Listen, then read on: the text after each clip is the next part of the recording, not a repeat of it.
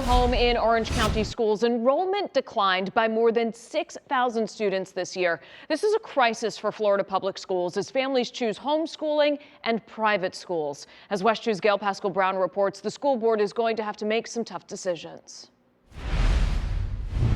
The Orange County School Board will be discussing the schools next Tuesday at a work session, so nothing is etched in stone just yet. 7 schools, which are under-enrolled, have been identified.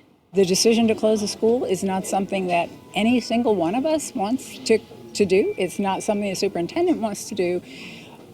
The reality is we may have to make some tough decisions. Orange County Public Schools district leaders may have to make some changes at 7 of its schools because of declining enrollment. The schools have been identified as the following elementary schools: Bonneville, Chickasaw, Eccleston, McCoy, Meadowwoods, Orla Vista, and Union Park Middle School. Bonneville and Union Park are in Angie Gallo's District 1. For each school, elementary, middle, and high school, we have like a minimum amount of students that need to attend just to break even.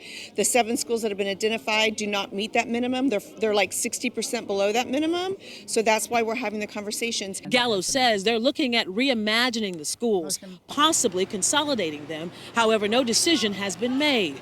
School leaders say declining enrollment, coupled with not enough money to take care of overhead costs, have their hands tied. Those overhead costs are what is making it so challenging, as well as some of the state's new policies that are shifting more and more money away from public schools into private schools, into vouchers, into homeschooling.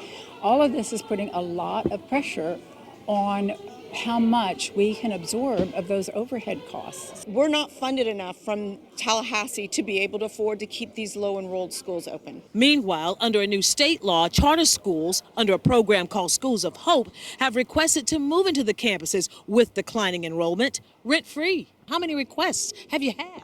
I think we've had 53. I think all of them have been denied. Schools of Hope is not why we're looking at these 7 schools. We are having these conversations long before that legislation was passed. However, the Schools of Hope has most definitely pushed forward our timeline and when we're going to make decisions. Covering Orange County in Orlando, I'm Gail Pascal Brown, West 2 News.